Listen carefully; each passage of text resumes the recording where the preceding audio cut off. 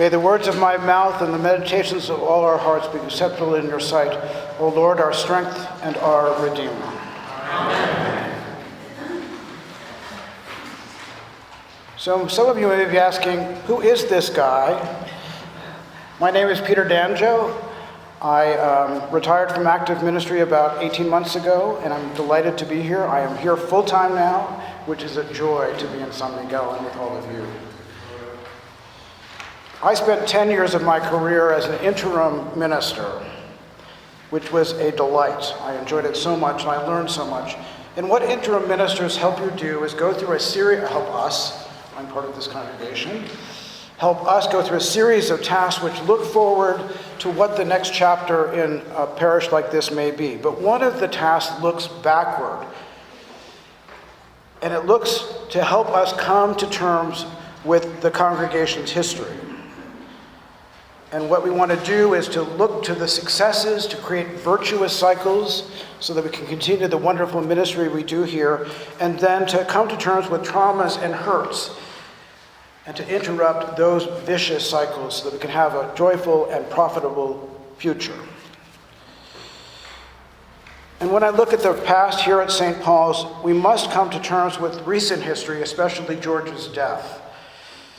His death then served as an accelerant. It heightened concerns for the future. We have to hurry up and get there.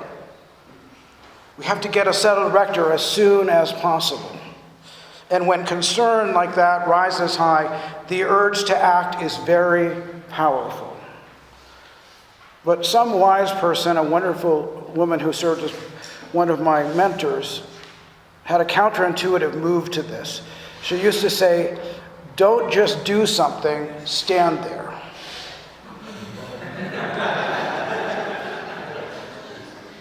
Let us use these 6 months of the interim to discover how the future is going to be the same in many ways as we continue our ministry, and how it's going to be different. But most especially, as I said, we have to come to terms with George's death. If we look at this from the point of view not of ourselves, and our need or our desire to get a settled rector, the candidates for settled rector are going to ask the question, the first question they'll ask is, what are you doing to come to terms with the death of your rector? First question, that was the first thing I thought of. So we're going to have to reckon with that. We have to process George's death. How are we aware of our grief, my grief, but also our thanksgiving for George's life and ministry here? It's a mixed set of emotions, where at least I am having.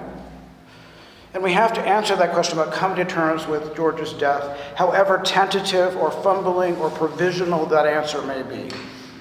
So we might say, we're all over the map. We're joyful, we're sorrowful, we're doubtful, we're all these emotions all together. Above all, what we must not do is shade the truth. That's a polite way of saying lie. Because pastors, and especially experienced pastors, have very good BS detectors. Don't we? Oh, yes. So it's going to turn off potential candidates if we just say everything's fine, everything's great, everything's wonderful. That is shading the truth. And when congregations do not come to terms with their history, what happens is not an intentional interim, which I was, but what happens is an unintentional interim when somebody comes and thinks, okay, I've been here several months or a year or so, but something's not quite right, and I think I need to leave. So a hopeful long-timer becomes a short-timer, and there's bitterness both on the side of the congregation and on the side of the pastor. You may think that I am making this up. This never occurs. It's just an old pastor's tale that's told in my case, when the bourbon comes out and there are 3 or 4 of us pastors sitting around, but it's not true. I had an experience of this, of being an unintentional interim. Luckily, there was a happy ending, so don't tense up. In my last congregation, Trinity Episcopal Church in Covington, Kentucky, there had been a 20-year pastor, a very successful and wonderful time for the rector and the people. And the rule of thumb of an interim ministry is that there's 1 month for every year that the pastor has been there. That's generally the rule of thumb. So they had a 21-month interim with a wonderful interim minister. She was fantastic. She did such great work with the congregation. But shortly after my arrival, the senior warden launched a campaign to oust me. An active, and this was not behind the scenes. This was full out in front.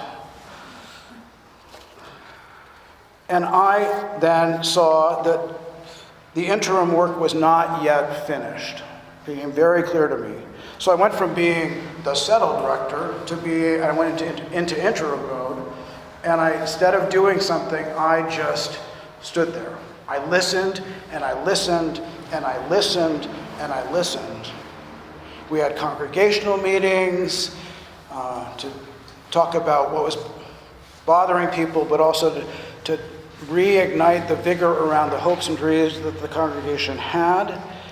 I had individual meetings with people to listen to their concerns. And I don't remember how long it was, maybe 6 or 8 months. We were ready then to fully start the work that they had called me to do. And I was with that congregation for 12 years before retiring. But if I had not been trained as an interim minister, I would have been a short-timer. So remember, don't just do something, stand there. That's sermon number 1. Let's go to sermon number 2. Because I had people coming in, as you were coming in, people saying, I hear you have 2 sermons today. I do, because I'm actually going to talk about the gospel. So it's the end of the church year, and next Sunday is the Feast of Christ the King. Our Christus Rex portrays that, Christ coming in glory at the end of time. And Jesus today in the gospel also speaks about the end times. And we have to understand how the gospels work.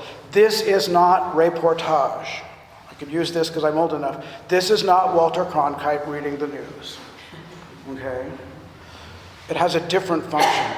The gospel was written long after Jesus' life and resurrection, and it was written for Jewish Christians, people who had grown up as Jews and found their way to Christ. And they're in the temple this morning, and the temple was the center of Jewish life.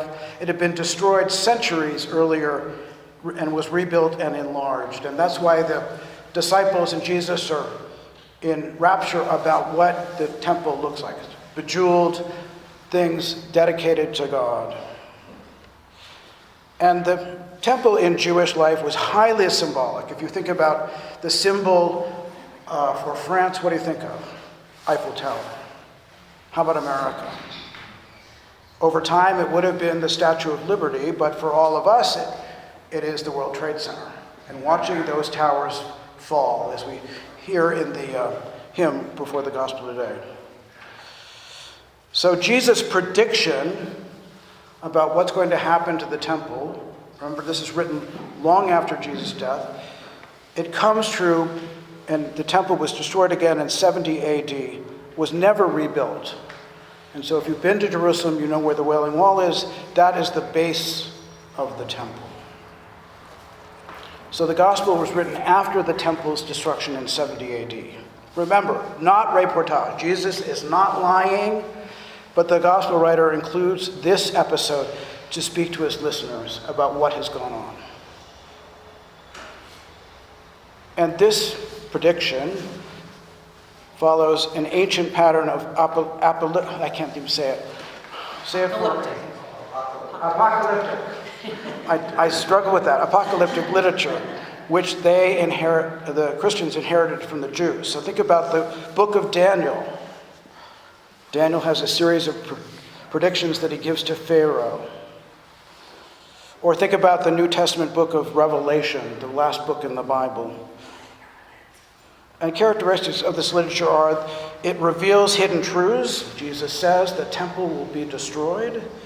It is highly symbolic in its language, full of visions and dreams and poetic truths. And Jesus says that there will be dreadful portents and great signs from heaven. It's a narrative. Jesus tells a coherent story. of the future. For these things, he says, must take place before the end. Nations rising against nations, kingdoms against kingdoms. There will be earthquakes, plagues, and famines. And there is a pessimistic view of the present time. He says that the authorities will arrest and persecute the disciples. And the focus on the end times. Future catastrophic events, the destruction of the temple, which is then a stand-in for the dispersal of the Jewish people. But finally, it ends on a note of hope. But not a hair on your head, Jesus says, will perish. By your endurance, you will gain your souls. And we tend to over-interpret this kind of literature.